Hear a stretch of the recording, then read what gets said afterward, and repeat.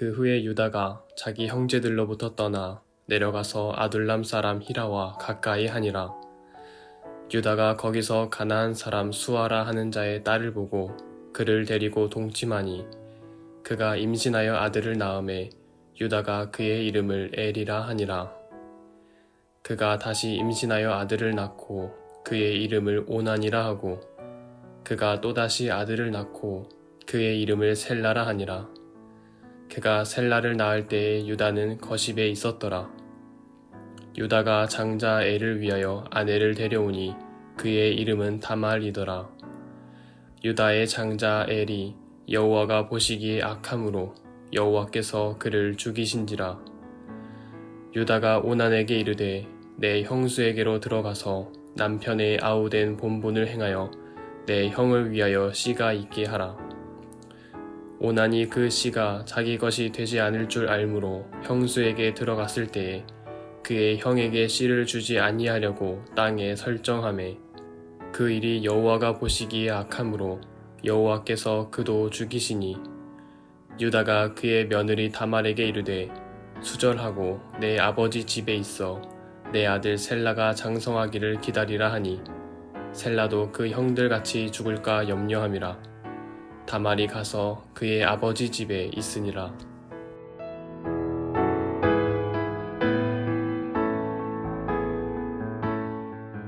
오늘은 창세기 38장 1절부터 11절에 있는 말씀을 가지고 유다의 실수에 대해서 같이 나누도록 하겠습니다. 창세기를 보면 계속 족보의 이야기들이 쭉 진행되다가 38절에 느닷없이 유다의 이야기가 나와요. 요셉의 이야기가 계속 진행이 돼야 되는데 그 사이에 유다의 이야기가 나온단 말이에요. 왜 그럴까? 이 유다의 이야기는 좀 의미가 좀 있습니다.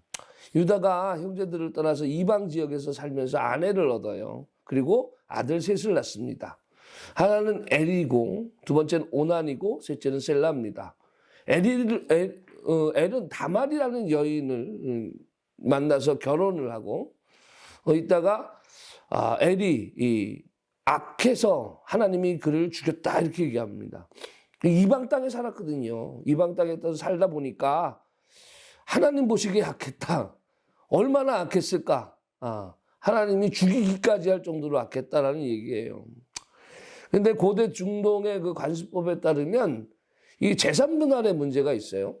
첫째의 집에 재산과 둘째의 집에 재산과 셋째의 집에 재산이 있다면 이 남편이 죽었을 때 결국은 이 아내하고 이 가족들이 그것을 이어가야 돼요. 그 재산을.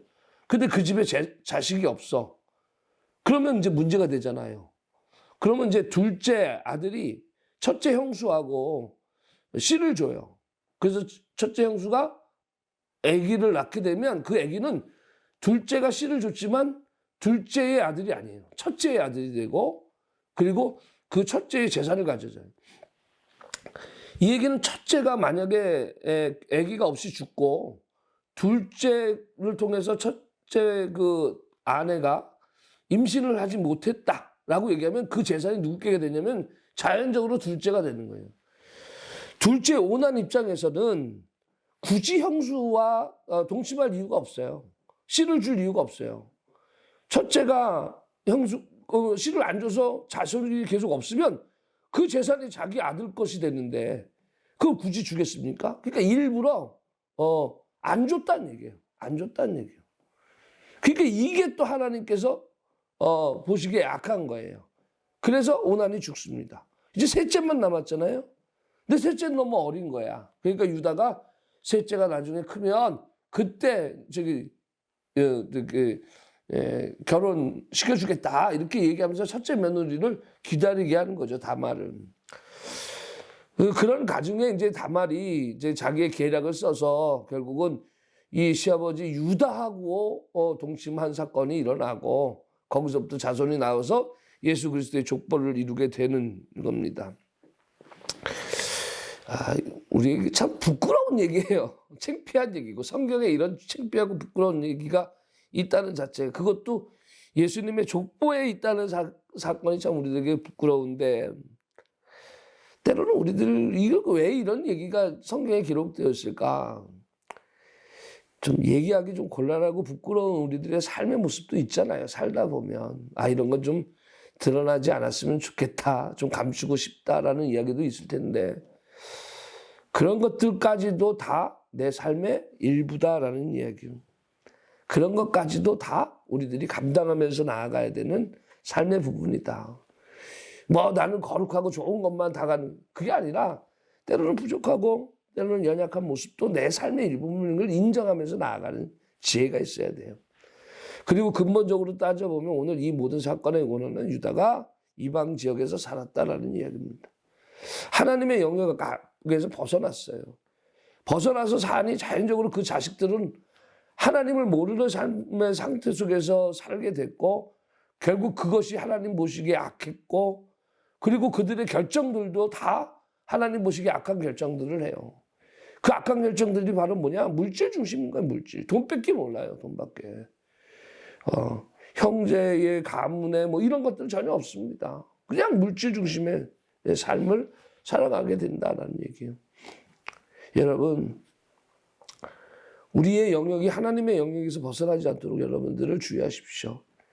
여러분들의 자녀들에게 가르치십시오. 하나님의 영역 안에 살게 하십시오. 그래야 그들의 삶 가운데 하나님의 인도하심과 지키심이 있는 거예요. 그렇지 않으면 하나님조차 너무 악해서 너 안 되겠다 하는 그런 형벌을 받는 존재가 될 수 있습니다. 우리의 모습을 점검하는 우리들의 삶의 자리를 점검하는 지혜가 있기를 주님의 이름으로 축원합니다.